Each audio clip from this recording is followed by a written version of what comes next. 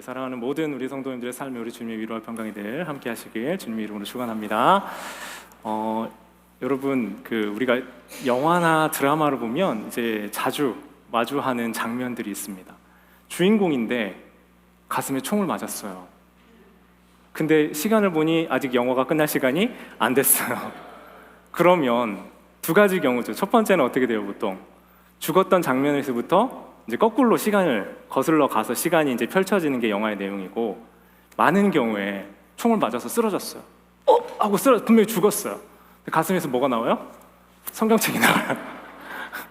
엄마가 주신 성경책. 그래가지고 그게 내 심장 한 중앙을 뚫고 들어올 뻔했던 그 총알을 맞고 나는 살았던 거야. 우리 이런 영화적 내용은 영화의 어떤 반전을 주기 위한 극적인 장치로서의 기능을 하지만, 사랑하는 여러분, 우리가 이 땅을 살아가는데 뭔가로부터 보호될 수 있는 든든한 이 가슴 마개가 있다면 우리가 얼마나 든든할까요? 지난 한 주간 여러분의 삶에 뭔가 비수와 같이 꽂혀 들어오고 내 마음을 상하게 하고 힘들게 했던 그 많은 일들이 있을 때 여러분이 이렇게 탁 막을 수 있는 이 가슴 마개가 있다면 얼마나 든든하겠습니까? 오늘 이제 우리가 보는 이 본문을 통해서 이 정의의 가슴막이라고 하는 영적 전신갑주가 입혀지기를 원합니다. 그리고 그 하나님께서 여러분에게 주시는 새 힘과 능력이 더해지는 오늘 예배와 그리고 한 주간의 삶이 계속되시길 주님의 이름으로 축원합니다. 여러분들, 우리가 이제 전신갑주를 입는다고 생각할 때 이 전신갑주 종류가 여러 가지가 있잖아요. 지난주에 우리가 첫 번째로 했던 전신갑주 첫 번째가 뭐죠? 새로운 얼굴로 항상 처음과 같은 마음으로 항상 새롭게 시작하는 거예요. 그래서 처음으로 진리의 허리띠. 진리가 뭐라고 했어요, 여러분? 진리는 A 트루스가 아니라 더 트루스이신 길이고 진리고 생명 되신 예수님이시다. 우리가 우리의 감정과 기분을 기준으로 삼으면 우리는 항상 흔들릴 수밖에 없지만, 우리의 중심, 우리의 허리에 힘을 딱 줘야 되는 거죠. 그 진리로 견고하게 하는 예수 그리스도로 중심을 잡으면 우리가 그 견고한 기초에 설 수 있다고 말씀드렸습니다. 그리고 오늘은 정의의 가슴, 의의 흉배, 그리고 구원의 투구, 평안과 복음의 신, 믿음의 방패, 그리고 성령의 검을 가지라고 오늘 에베소서는 말씀하고 있어요. 근데 보면 이 6가지 전신갑주 중에 공격 무기가 몇 개 있어요? 공격 무기는 한 가지입니다. 성령의 검이에요. 나머지는 나를 보호하는 보호 장비들입니다. 왜 그럴까요? 목사님, 뭐 당연한 거 아니에요? 뭐 공격 무기 여러 개 들고 다녀요? 공격 무기 하나만 있으면 되는 거죠. 그 다 자기를 보호해야 되잖아요 라고 얘기하실 수 있지만, 여러분, 활도 있을 수 있고 뭐 창도 있을 수 있고 뭐 투석기도 있을 수 있고 공격 무기가 많이 있을 수 있잖아요. 근데 이 영적으로 무장하는 이 무장을 5가지의 견고한 이 싸움을 방어하는 데 주로 에너지를 쏟고 공격하는 데는 한 가지만 이야기하고 있다는 걸 잘 주목해 보면, 우리가 일전에 말씀 나눴던 프레드릭 비쿠너라는 작가가 얘기했던 영적 전쟁의 2가지 차원, 첫 번째는 어떤 전쟁이었어요? 정복 전쟁이라고 했고요. 두 번째는 해방 전쟁이라고 했습니다. 그러니까 정복 전쟁은 공격을 해서 나의 모든 자원이나 재산을 더 갖기 위해 확장하기 위한 전쟁이라면, 해방 전쟁은 내가 지금 나를 억누르고 제한하고 누르고 있던 것으로부터 자유케 되고 해방되기 위한 전쟁이라는 거예요. 그 해방 전쟁을 하기 위하여 우리가 영적 전투를 하고 있다. 그리고 예수 그리스도께서 이기신 그 싸움의 승리로 이미 악한 권세와 힘과 능력들은 패배했고 우리는 승리하였기 때문에 그 어떤 힘들도 어떤 것들도 결국은 무력하게 될 것이기에, 우리의 싸움은 지금 혈과 육의 싸움이 아니라 세상 그 악한 것들, 악한 정세와 권세자들과 힘과의 싸움인데, 그 싸움은 우리를 누르고 제한하려고 하는 것으로부터 해방되고 자유케 되기 위한 전쟁이라고 말씀을 나눴습니다. 2주 전에요. 사랑하는 여러분, 이 전쟁을 통해서 우리는 우리를 누르고 있던, 억압하고 있던 이 세상의 질서와 방식들로부터 자유롭게 되는 거예요. 평안케 되고 기쁨이 샘솟는 삶으로 하나님이 우리를 하기 위하여 이 전쟁을 하라고 말씀하고 계세요. 그런데 우리가 자꾸 싸움을 하다 보면 자꾸 위축되는데, 왜 그러냐면 우리 신체 중에서 진짜 중요한 부분이 있어요. 어디가, 여러분, 우리 신체 어느 한 부분도 중요한 부분이 없지만 진짜 중요한 부분이 있으면 어디일까요?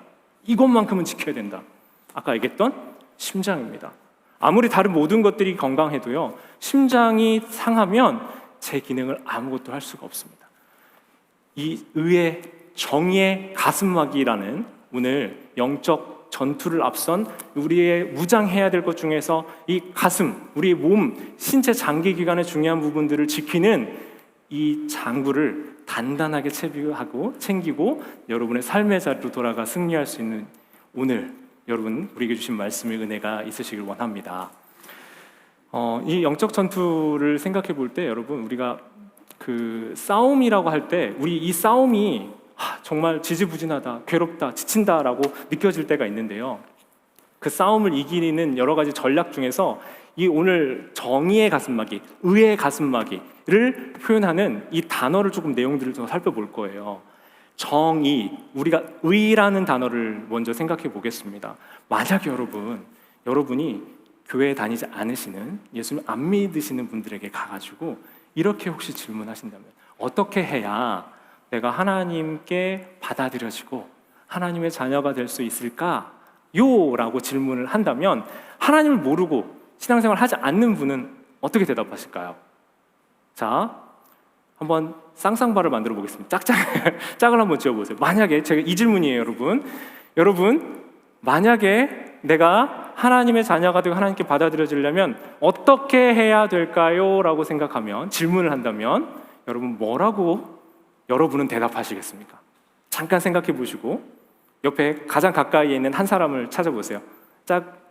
네, 오늘 처음 보셨어요? 네, 인사하세요. 반갑습니다 하시고, 네, 얘기를 안 해보셔도 괜찮습니다. 앞뒤로도 괜찮아요. 한 명씩만 만나보세요. 네, 한 명씩만 찾아보세요. 여러분 얘기 한번 해보세요. 어떤 자격을 갖추면 말 안 하기로 작정했어요? 한번 얘기해 보세요. 진짜 한 가지만 얘기해 보세요. 어떻게 해야 될까? 어떻게 하면 내가 하나님 자녀가 될 수 있을까? 하나님의 백성이 된다라고 했을 때 뭘 하면 될까? 하나만 얘기해 보세요. 네, 옆에 있는 사람한테 얘기하시려고요.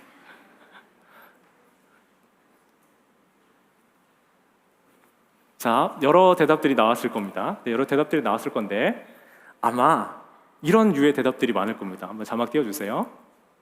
바르게 살면 되고요, 남에게 피해 주지 않고 착하게 살고 도덕적으로 흠이 없으면 그러면 하나님도 나를 기뻐하시고 사람들이 봤을 때도 나를 좋게 보겠죠 라고 얘기하셨을 겁니다.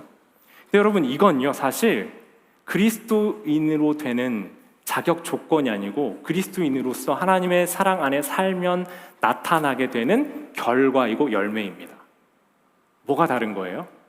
우리가 의롭게 산다고 생각했을 때 하나님의 의로움을 입고 산다라고, 의의 흉배, 의의 가슴막이를 생각하면 우리가 자연스럽게 연결되는 게 있어요.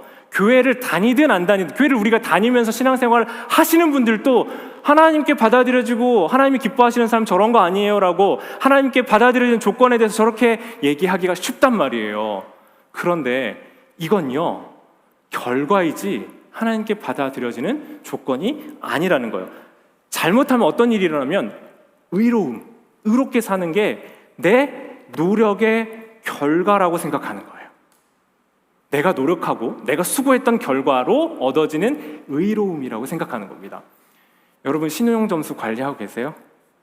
신용점수, 크레딧 하고 계시죠? 네, 카드값 연체 안 돼야 되고 제때제때 갚아야 되고. 근데요, 이 신용점수라는 게 우리가 집을 사든 차를 사든 그 점수에 따라서 어떤 것들을 가능하게 해주고 아니면 안 되게 해주는 역할을 하잖아요. 근데 이 점수를 올리는 게 굉장히 어려운 거 아세요? 그래서 이 점수가 800점이 높으면 뭘 진행해도 좀 쉬워지고요, 600점 되면 굉장히 어렵습니다, 시작하는 단계에서는.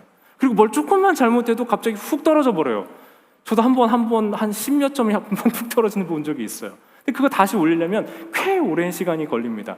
800점 넘는 분 계세요? 살짝 잘난 척하지 마시고 살짝만 손 한번 들어보세요. 800점 넘는 분들 계시네요. 예. 근데 그 800점 넘으시는 분들, 그 점수 관리하느라 힘들지 않았어요? 뭔가 꾸준하게 계속해서 신용에 이 점수 깎이지 않으려고 뭔가 크레딧을 계속해서 쌓아가야 했다는 거죠. 신앙생활을요, 하나님 앞에서의 의로움을 생각할 때 우리가 이 크레딧 쌓는 것처럼 생각합니다. 그래서 이 점수를 쌓아서 하나님 앞에서 자격을 갖추는 것처럼 생각하는 경우가 많다는 거죠. 이스라엘 백성들도 비슷한 생각들을 했어요. 처음에 율법이 그들에게 주어졌을 때 율법은 어떤 역할을 했냐면 하나님이 율법을 주시고 그들을 행복하게 살게, 더 기쁘게 할 수 있도록 그들에게 주신 선물과도 같은, 이렇게 하면 너희들이 더 행복하고 편안할 거야, 기쁠 거야, 그 질서 안에서 자유를 누릴 거야 말씀하신 거예요. 안식일을 주신 것은요, 안식일에 너네 힘들어라 하신 게 아니고 안식일을 통한 기쁨과 자유를 온전히 누리라고 주신 선물과도 같은, 자유케 되고 일하지 않으면서 하나님의 창조를 누리는 선물과도 같은 시간이었어요. 근데 이게 어떻게 변해요? 점점 더 지켜야 되는 것, 이거는 꼭 지켜야 옳은 거야, 지켜야 의로운 것이야 라는 기준들이 자꾸 제시가 되는 거예요. 그러면서 어떻게 바뀝니까? 미시나나 미드라시, 탈무드를 보면요, 이 항목들을 구체적으로 훨씬 더 많이 쪼개어놔요. 왜요? 이거 지키는 거 빼고는 내가 다 마음대로 하려고요. 이거 지키는 것은 중요한데 내가 이건 정말 정확하게 지키는데 뭔 되고 뭐는 안 되고를 정확하고 철저하게 구분해 놓아서 지킬 것은 지키고 나머지는 내 마음대로 할 수 있는 거예요. 심지어 근데 어떤 것까지 하냐면요, 더 그들을 옥죄는 힘든 게 뭐가 있었냐면, 여러분 그늘이 있을 때 그늘에서 그늘 사이로 옮겨가는 거 어려운 일이 문제 아니잖아요. 미드라시나 탈무드를 보면은 이 그늘에서 그늘을 옮겨가는 게 노동인지 아닌지를 점검해요. 벌레를 이건 잡아도 되는지 안 잡아도 되는지를 점검하는 거예요. 그들의 지켜진 행위가 크레딧으로 쌓이고 지켜지지 않는 것은 깎이기 때문에 그들은 철저하게 그들의 신앙을 지키면서 점수를 쌓아서 하나님께 뭔가 자격을 갖춘다라고 생각했던 겁니다. 교회에서도요, 알게 모르게 신앙 점수를 매겨요.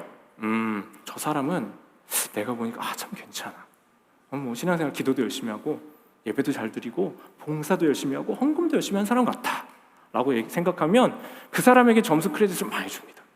그리고 그 사람의 크레딧이 점점 쌓여서 교회 안에 위치가 생기고 교회 안에 뭔가 말할 수 있는 자격들이 생기는 것처럼 신앙 점수가 자꾸 생겨져 간다는 거예요. 근데 문제가 어디서 오냐면 이 신앙 점수의 기준이 어디에 있는 거예요? 의로움의 기준이 자기 자신에게 있어요. 내가 그걸 결정하고 정하는 거예요. 오르락 내리락 하는 건 나의 행위로 결정이 되는 겁니다. 그러니까 자꾸 신앙 점수가 자꾸 매겨지고 그 어떤 이스라엘 백성들이 율법을 지키는 것에 대한 점수와 평가가 철저하게 매겨지는 건 나의 의로움에 대한 결과로 내가 취득하고 내 힘으로 얻게 되는 것이라는 거예요. 이게 여러분 이상하지 않아 보이는 건요, 이 세상을 살아가고 있는 여러분의 삶의 방식이 그렇기 때문에 그래요. 세상에서는 무언가를 잘하는 것, 더 얻게 되는 것, 그것에 대해서 칭찬하고 크레딧을 줍니다. 크레딧을 주고 크레딧 준 걸로 인해서 뭔가 내가 누리게 되는 이익들이 있어요. 그러니 자꾸 쌓고 싶은 겁니다. 그런데 하나님 앞에서의 의로움, 그러다 보니 내가 잘하면 점수를 얻죠. 근데 문제가 뭐예요? 내가 한 겁니다. 내가 했어요. 내가 해서 얻어낸 것이기 때문에 뭐가 생겨요? 나의 실력과 나의 의로움으로 내가 만들어낸 거예요. 교만이 생겨요. 우월감이 생깁니다. 반대로 내가 그렇게 살지 못했어요. 절망했어요. 그럼 어떻게 돼요? 내 마음에 낙심이 와요. 좌절감이 옵니다. 그러니까 나라는 사람을 자꾸 기준으로 삼다 보니 신앙생활의 영역에 있어도 하나님과의 관계에 있어서도 나라는 사람의 잘한 것과 잘하지 못한 것, 어느 날 아침에 일찍 일어나서 저도 그럴 때가 있어요. 운동을 하고 와서 기도를 하고 하루에 일찍 시작된 그 샐러드를 먹고 건강을 챙기면서 시작된 하루는 기분이 되게 좋아요. 근데 좀 그렇게 못한 날은 마음이 좀 불편하고 마음이 되게 급할 때가 있습니다. 마치 이것처럼요, 여러분, 내가 오늘 뭔가를 해놨으면 뭔가에 대한 보상이 내게 오고 기분이 좋아지고 마음이 좀 나은 것처럼 하나님과의 관계도 그렇게 생각하기가 쉽다는 거예요. 내가 나의 의로움을 자꾸 쌓아야 되고 내 점수와 뭔가 크레딧을 자꾸 쌓아서 신형 점수를 올리듯이 자꾸 뭔가를 하고 싶은 겁니다. 그런데 성경에서 하나님께서 우리에게 하시는 의로움이란 건 이렇습니다. 로마서 3장 10절 말씀을 함께 보겠습니다. 함께 합독해서 읽겠습니다. 시작. 기록된 바 의인은 없나니 하나도 없으며. 하나라도 있어요, 없어요? 하나도 없대요. 의인이 하나도, 우리가 괜찮게 봤던 그 사람도요, 앞에서 열심히 설교하고 있는 저도요, 의인이 아니라는 거예요. 아무리 하나님의 말씀을 가지고 살고 그 능력과 말씀을 지키려고 우리가 아무리 애쓰고 애를 써도 우리는 의인이 아니라고 말씀하세요. 하나도 없대요. 하나도. 한 사람도 없다고 말씀하는 거예요. 바울이 빌립보서 3장에서 자기의 의로운 영역들에 대해서 내가 이렇게 하고 이렇게 훌륭한 사람이고 이걸 이렇게 잘 지켰어라고 쭉 열거합니다. 열거하고 그것들을 뭐라고 여긴다고 얘기하냐면 배설물, 똥으로 여긴대요. 사람들이 봤을 때 부유한 초 엘리트의 그 이력과 자기가 지켜오며 수고하며 애써왔던 그 모든 것들이 이력을 쭉 열거한 다음에 저거 고도의 자랑이네 하고 싶은 그때 그게 아니라 그건 내가 진정 배설물로 여기는 아무것도 아니라고 얘기하고 있어요. 왜요? 그가 자랑하는 것, 그가 내세우는 것, 그가 말하고 싶은 것은 자기가 가지고 있었던 자기를 구성하고 있는 의로움의 그 어떤 것들이 아니라 오직 예수 그리스도셨기 때문입니다. 우리에게는 내 힘으로 얻을 수 있는 의로움이 없어요. 그래서 나의 의로움이 아니라 예수님을 통해 얻어지는 의, 복음의 의가 필요하기 때문입니다. 그러니까 내 힘으로는 하나님 앞에서는 의롭다 할 수 있는 사람이 한 사람도 없대요. 의롭다 자격 지칭을 받을 수 있는 잘한 결과값이 있을 수가 없다는 거예요. 그럼 여러분 어떻게 해야 되냐? 그래서 예수님을 통한 의로움이 필요하다는 거예요. 제가 지난 5월에 샬롯에 갔다 왔거든요. 샬롯에 가면 지난번 말씀드렸던 그 빌리 그레함 센터가 있어요. 빌리 그레함 목사님은 세계적인 복음 전도자입니다. 그래서 그 복음 전도자의 삶을 통해서 우리가 뭘 알 수 있냐면 그분이 얼마나 놀라운 사역들을 하나님께서 그를 사용하셨는지를 그 빌리 그레함 센터에 보면 너무 잘 전시가 되어 있고 체험할 수 있게 이렇게 영상도 보면서 한 스팟 넘어가면서 이렇게 할 수 있게 너무 잘 되어 있습니다. 근데 우리 빌리 그레함 목사님 잘 알려졌거든요. 근데 그 아내인 루스 그레함 목사님이 있어요.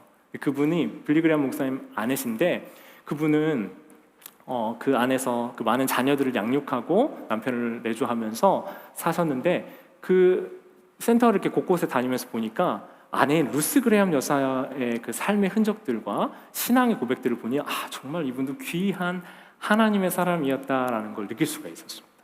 근데 그렇게 이제 보고 마지막에 그 센터를 돌고요, 빌리 그레함 목사님 살았던 생가의 모습이 되게 잘 보존이 돼 있어요. 그래서 거기 가서 이렇게 사셨구나 하면서 보고 나서 마지막으로 가서 들려서 본 곳이 루스 그레함 목사님과 빌리 그레함 목사님의 묘비였어요.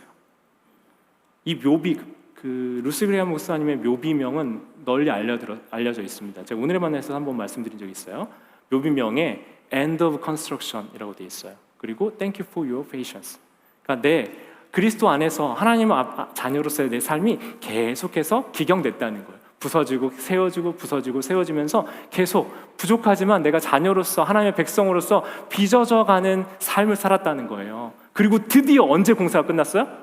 나의 죽음과 함께 공사가 끝난 거예요. 그래서 end of construction.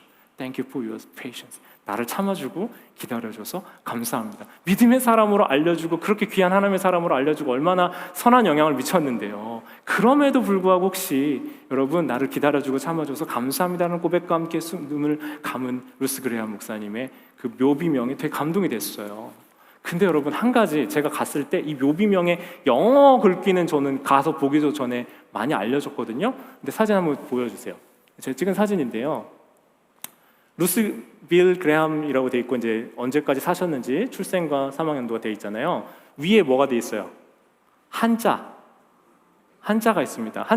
원래 한자로 되어 있기에 미국 분이세요. 근데 뭐라고 써 있어요? 저거 의, righteousness. 영어로 righteousness라고 써야 되는 거 아니에요? 웬 미국 분이 한자를? 근데 보니까 어렸을 때 중국 선교사님 딸로 사셨어요. 이분이 중국에 계셨어요. 그래서 한자를 잘 아시는 것 같아요. 근데 여러분 여기 한자를 잘 보면 한자가 두 가지로 구성되어 있거든요. 밑에는 나 아자예요. 자할 때 그 중국어 할 때 我是票想到 이렇게 하거든요. 저는 박상대입니다 할 때 저라고 할 때 아자가 저거예요. 근데 그 위에 뭐라고 돼 있을까요? 한자가 양자예요. 그러니까 양의 형상으로 그리스도의 보혈을 입은 내가 그 밑에 있고 그 위에 그리스도가 계신 거예요.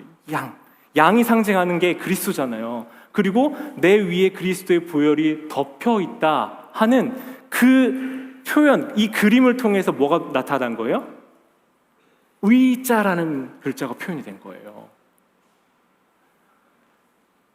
의로움은요, 내 힘으로 할 수 없고 나를 덮는 예수 그리스도의 보혈로 가능하다는 겁니다. 중국의 한자어를 보면요, 이렇게 경교, 그 기독교가 일찍 그 전파가 됐었대요. 그래서 한자어 형성에 영향을 많이 미쳤을 것이라고 얘기가 됩니다. 근데 여러분, 제가 이 글자를 보면서 이 굉장히 다른 거 다 이제 보면서 많이 남았지만 저 의자가 굉장히 기억에 많이 남았어요. 하나님 앞에서 어떻게 의로움.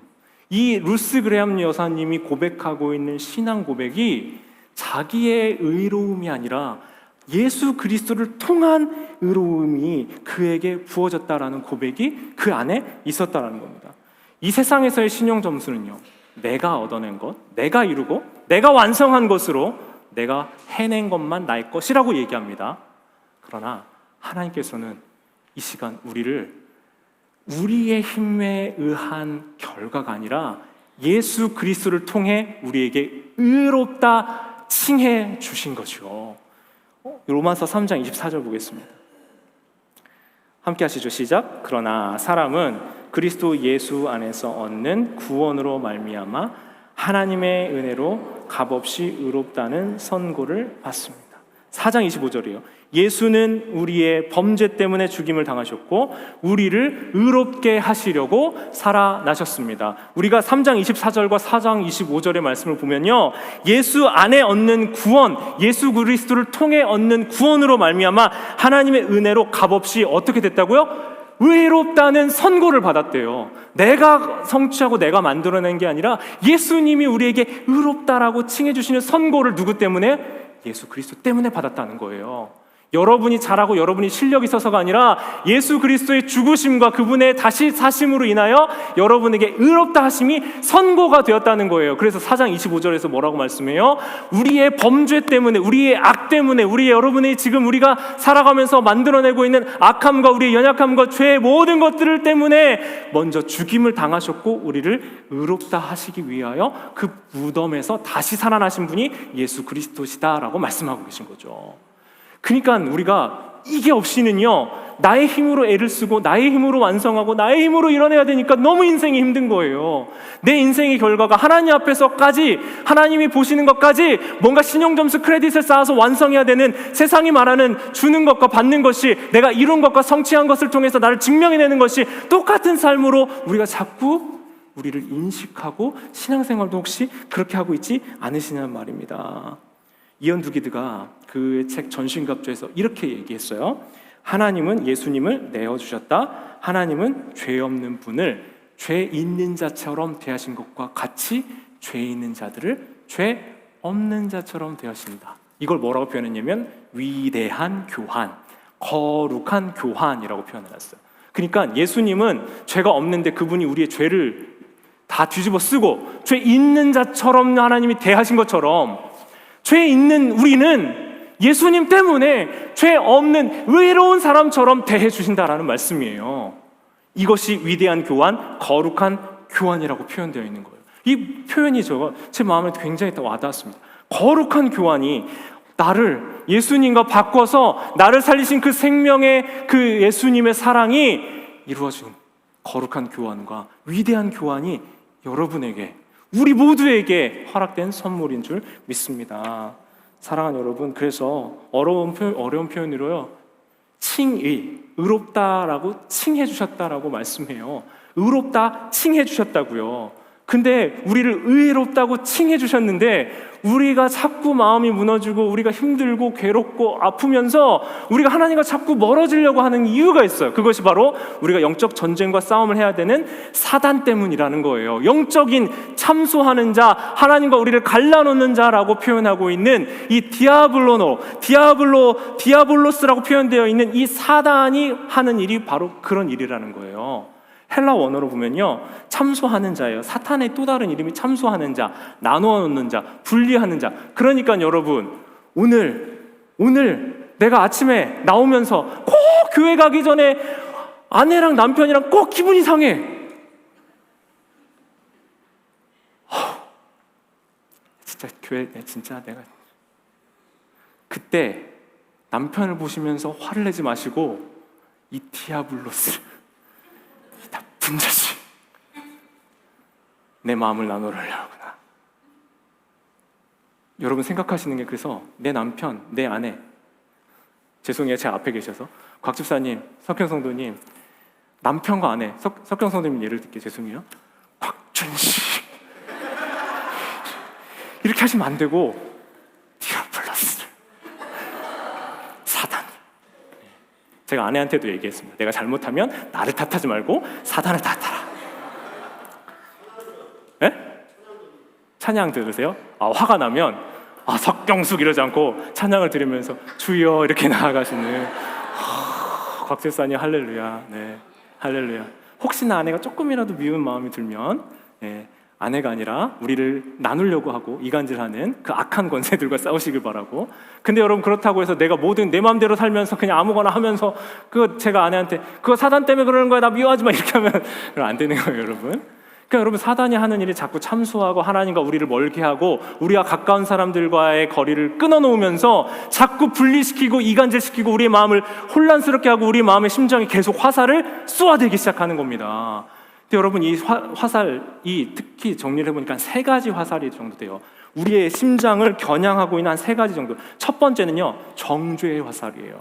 그리스도인으로 살아가려고 하는, 애쓰려고 하는 우리에게 정죄의 화살을 그걸 계속 쏘면서, 야, 너 그거, 야, 진짜 네 인생이 참 그것밖에 안 되는데, 야, 너는 안 돼. 야, 너 그것밖에 안 돼. 너 그렇게 해서는 안 돼. 너는 끝났어. 너는 별거 안.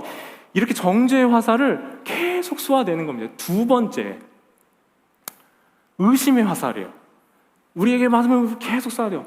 뭐라고 쏘냐면, 하나님이, 야, 너를 사랑할 수 있겠어? 너 같은 사람, 야, 네가 지금 그 정도밖에 안 되는데 하나님 널 사랑하겠어? 라고 하나님의 사랑을 우리의 마음 안에 자꾸 의심하게 만드는 의심의 화살을 쏘아대는 거예요. 3번째, 낙심의 화살입니다. 이 낙심의 화살을 자꾸 쏘면서 이 낙심의 화살로 우리를 자꾸 쓰러뜨리는 거예요. 절망하게 하고 좌절하게 하고 넘어지게 하는 거예요. 첫 번째 뭐라고요? 정죄. 2번째, 의심. 3번째, 낙심. 사단이 정조준하고 있는 것이 우리의 심장의 관역, 그래서 우리의 마음을 계속 어지럽게 하는 거예요. 성경에서 자꾸 얘기하는 것 중에 우리 진짜 심장을 얘기하기도 하지만 우리가 지킬 만한, 무릇 지킬 만한 것보다 지켜야 될 게 뭐예요? 마음을 지키라고 하죠. 성경에서 말하는 마음은요, 단순하게 그냥 내가 기분이 좋고 나쁘고 내 감정을 통제하는 게 아니라 내 인간의 핵심, 가장 중심. 히브리 사람들은요, 여기에 우리의 이성과 생각이 있다고 생각하지 않고 여기에 있다고 생각했어요. 전인적으로 포괄했다고 생각하지만 여기에 우리의 마음이 있다고 생각을 했다고요. 그러면서 이 생각을 통해서 이 우리 안에 있는 내가 지켜야 될 가장 중요한 하나님과의 관계나 내가 살아가면서 지켜야 될 마음의 중심이 여기 있다고 생각하는데, 사단이 계속해서 쏘아대는 건 정죄와 의심과 낙심으로 여러분의 마음에 지난 한 주 동안에도 얼마나 많은 화살을 쏘아댔냐라는 거예요. 근데 그때마다 우리가 괜찮으려면 지금까지 이렇게 했어요. 나는 이 정도 능력이 되고 이 정도 잘 해왔고 나는 괜찮아. 그게 자꾸 뭘로 가냐면 물질적 보상으로 내가 이 정도 물질적 능력을 가지고 이 정도 힘을 통제할 수 있고 이 정도 실력을 가지고 있어서 내가 괜찮아 하고 자꾸 생각하면서 그걸로 안심하려고 하니 내 자아에, 나의 모습에 좌우가 돼서 나의 존재 가치가 떨어졌다고 느끼면 낙심과 절망과 의심과 정죄가 계속 들어오는 겁니다. 사랑하는 여러분, 예수 그리스도께서 사랑한 여러분들을 하나님의 자녀와 백성으로 삼아 주셨습니다. 여러분의 실력과 능력이 아니라 예수 그리스도께서 덮어주신 그 사랑과 보혈로 여러분은 하나님의 자녀가 되게 해주신 줄 믿습니다. 그러니 여러분, 로마서 8장 33, 34절 같이 보세요. 누가 하나님의 선택받은 사람들을 고발하겠습니까? 함께 읽어보시죠. 시작. 그들을 의롭다고 하신 분은 하나님이십니다. 누가 그들을 정죄하겠습니까? 죽으셨다가 살아나신 분, 곧 그리스도 예수께서 하나님 오른쪽에 앉아 계시며 우리를 위하여 간구하십니다. 하나님께서 택하신 사람들을 누가 감히 고발하겠습니까? 의롭다 하시는 분은 하나님이신데 누가 감히 그들을 정죄합니까? 여러분을 누가 평가합니까? 예수 그리스도께서는 죽으셨지만 그 죽으신 분이 오히려 다시 살아나셔서 하나님의 오른쪽에 계셔 우리를 위하여 간구해 주신대요. 우리를 사랑하신대요. 우리를 존귀하게, 우리를 의롭다 여겨 주신다라는 거예요. 나의 실력과 나의 능력과 나의 판단이 아니라 예수 그리스도로 인해 하나님 앞에 받아들여지고 자녀가 되고 그분의 특별한 소유물이 되신 줄 믿습니다. 사랑하는 여러분, 이게 여러분의 삶에 있으면요, 내 마음 안에 오는 내 삶의 의심과 정죄와 그 자꾸 쏘아대는 그 화살들을 이겨낼 수 있는 담대한 정의의 가슴막이가 우리에게 생기게 되는 거예요. 의의 흉배라고 표현되어 있기도 한데, 정의의 가슴막이가 우리에게 있을 때 여러분, 우리가 든든한 담대함으로 우리가 싸워야 되는 그 싸움을 맞서 싸울 수 있게 될 줄 믿습니다. 여러분들 주인공이 되셔야 돼요. 주인공들은 어떻게 해요? 총이 다 자기를 피해갑니다. 그러니까 겁이 없어요. 담대할 수 있는 건 그 모든 것들이 나를 지키고 피할 것이다라는 신뢰가 있기 때문에 그렇습니다. 사랑하는 여러분, 그래서 우리 마음 안에 의의 호신경을 장착하여 담대한 그리스도인의 백성들 되세요. 하나님의 백성으로서 좌절하고 낙심하고 두려워하지 마시고 아침에 일어나실 때 이 표현으로 여러분의 영혼을 담대하게 선포하면서 출발하십시오. 자, 나는 오늘 또 하나님의 의로 덮인 사람이다. 자, 따라해보세요. 시작. 나는 오늘 또 덮인 사람이다. 나의 심장은 예수 그리스도의 의로 지켜주고 있다. 다시 한번, 나는 오늘도 하나님의 의로우심으로 덮인 사람이다. 나의 심장은 그리스도의 의로우심으로 지켜주고 있다. 여러분, 이게 의의 흉배이고 여러분의 가슴에 정의의 나의 의로움이 아니고요, 그리스도의 의로우심으로 인하여, 그분의 죽으심으로 인하여 여러분이 하나님의 자녀가 되어 보호되고 있다라는 증거가 될 줄 믿습니다. 한 주간 이거 신뢰하면서 사세요. 여러분, 이게 별거 아닌 게 아니고요, 여러분 인생이 정말 중요한 겁니다. 예수 그리스도의 의로 나를 새롭게 하고 덧입어 그분으로 인하여 내가 하나님의 자녀다, 백성이다, 그 누구도 나를 정죄할 수 없다, 예수 그리스도 안에서 나는 새로운 피조물이다 라고 Because of Jesus를 선언하시는 여러분들 되시길 주님의 이름으로 축원합니다. 이제 같이 기도하면서 함께 우리의 마음을 더 견고하게 하나님 앞으로 나아가셨으면 좋겠는데요, 여러분, 제가 우리 교회에 너무 존경하고 사랑하는 우리 장로님 권사님이 계세요. 전동수 장로님, 김혜영 권사님. 지난주에 이제 그 요양병원에 계셔서 가서 뵙고 왔어요. 여러분 중에 아마 못 뵌 분들이 많을 겁니다. 우리 권사님, 장로님이 거동이 좀 많이 불편하세요. 그래서 올 수 없으시고 항상 온라인상에서 늘 함께 하고 계시고, 그리고 교회 크고 작고 어려운 일들이 있을 때마다 항상 기도해 주시고 함께 해 주시는 귀한 분들이십니다. 제가 지난주에 우리 장로님 뵈러 갔는데 장로님이 말씀을 많이 안 하시거든요. 가도 그렇게 막 많은 말씀을 하지는 않으세요. 병이 있으시고 몸 이렇게 거동하시기가 불편하시기 때문에 말씀을 많이 안 하십니다. 근데 지난주에 유독 이렇게 저에게 말씀을 시작하셨는데, 여러분 가끔 인생이 그런 순간들이죠. 뭔가 시간이 멈춘 것 같은 순간들. 저한테 약간 그런 순간이 저한테 이렇게 쫙 펼쳐졌습니다. 제가 급하게 뭐 녹음기도 좀 켜고 그랬는데 장로님 뭐라고 얘기하셨냐면요, 이렇게 얘기하셨어요. 아주 담담하고 천천히, 목사님, 저는 복을 많이 받은 사람입니다. 왜 이런 축복을 주셨는지 알 수는 없어요. 생각해보면 너무 부유한 축복을 주셨다, 이런 생각이 들어요. 이 말씀을요, 저 속도보다 한 3-4배 이상 느리게 천천히 저에게 말씀해 주셨어요. 우리 권사님 별명은 예쁜 권사님이 말씀도 예쁘게 하시고 주변 사람들을 너무 예쁘게 사랑해 주셔서, 장로님은 존경받는 어른이셨고 젊었을 때 사업을 하셨고 은퇴하신 이후에는 그 교회와 목회자들을 많이 섬기신 분이세요. 근데 이분들 보면서 제가 느꼈던 감정이 있어요. 아, 나도 이분들처럼 나이를 먹고 싶다. 저렇게 나이를 먹으면 좋겠다. 우리 장로님이 이제 90세가 되셨어요. 그리고 본인의 말씀으로, 본인의 표현이에요, 길지 않았다, 길게 남지 않았다라는 표현들을 하셨습니다. 근데 제가 장로님 말씀을 들으면서 시간이 멈춘 것 같았던 그 순간에 어떤 마음이 들었냐면, 장로님 권사님이 주변 사람들에게 사랑받아오고 존경받아왔던 이유, 그리고 어떻게 사셨는지에 대한 삶이 엿보이는 말씀이 우리 장로님이 해주셨던 말씀이었어요. 복을 많이 받았다. 이 복을 왜 주셨는지 알 수는 없다. 바꿔서 얘기해보면 내 힘과 내 능력으로 얻은 것이 아니다라는 거예요. 그러면서 장로님 권사님의 입술이 가장 많이 표현하는 게 항상 뭔지 아세요? 그분들을 사람들이 만나면 우리 성도님들도 좋아하고 사랑하고 존경하는 이유가 뭔지 아세요? 항상 입술에서 고맙습니다, 감사합니다, 사랑합니다의 표현들이 항상 나오세요. 근데 그게 내가 내 힘으로 이룬 것, 내가 내 힘으로 완성한 것, 내가 나의 의로움으로 이루어낸 것이라고 생각한다면 그렇게 살 수 없었을 겁니다. 장로님의 이 고백을 들으면서 제가 너무 감동이 됐어요.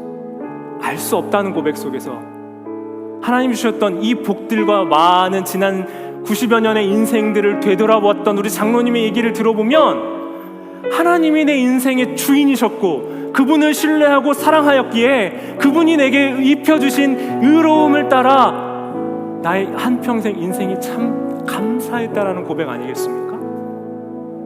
여러분, 뭔가를 많이 가져서 할 수 있는 얘기가 아니에요. 뭔가를 누릴 수 있기 때문에 하는 얘기가 아니라고요. 장로님 지금 병으로 10년 넘게 투병 중이신 거예요. 근데 그 감사와 사랑이 넘치는 것, 그 고백을 할 수 있는 것, 내 인생이 내가 이룬 힘의 결과가 아니라 하나님이 주신 이 풍성함과 부유함, 내게 주신 선물과도 같은 은혜가 너무너무 큽니다라는 고백이 있기 때문이지 않겠습니까? 여러분 보면요, 어떤 사람은 입술에 불평과 원망을 달고 살아요. 사단이 하는 그 이간질에 쓰임을 받아요. 불평하는 말하고 원망하는 말하고 나누는 말하고 내 안에 감사와 소망에 대한 이유들을 자꾸 잃어버립니다. 시대가 어려워졌다는 거 맞는 말이에요. 우리 청년들 시대에 너무 힘든 시대와 우리 경제적으로 어렵다는 얘기를 계속 듣죠.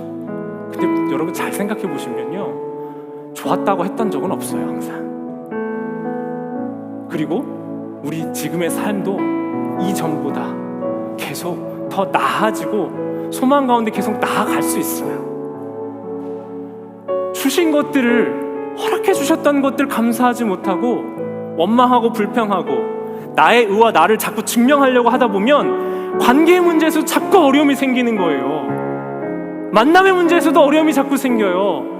일에서도 학업에서도 자꾸 나의 힘으로 성취하고 완성하고 이루려고 하다 보니 그것들로 이룰 수 없는 나의 한계, 나의 연약함이 자꾸 부대끼는 거예요. 인생엔 한계가 있을 수밖에 없죠, 여러분. 그러나 여러분이 이미 받은 하나님의 사랑과 생명과 구원을 먼저 기억해 보세요.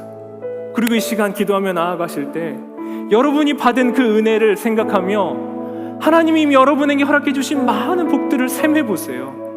그리고 이 시간 기도하며 하나님, 내가 내 힘으로 보호하고 지키려고 했었던 그 정의의 가슴막이가 아니라, 나의 의로움의 가슴막이가 아니라 나를 지키고 보호하시는 예수 그리스도의 사랑으로 나를 덮어주시옵소서. 그리고 그분의 사랑으로 나를 충만하게 하여 주시옵소서. 알 수 없으나 하나님의 내게 허락해 주신 이 삶을 허겁지겁 보호하고 지키는 게 아니라 담대함으로 믿음 가운데 승리하며 나아가는 제가 되게 하여 주시옵소서. 그렇게 여러분 우리 함께 합심해서 함께 기도하도록 하겠습니다. 기도합니다.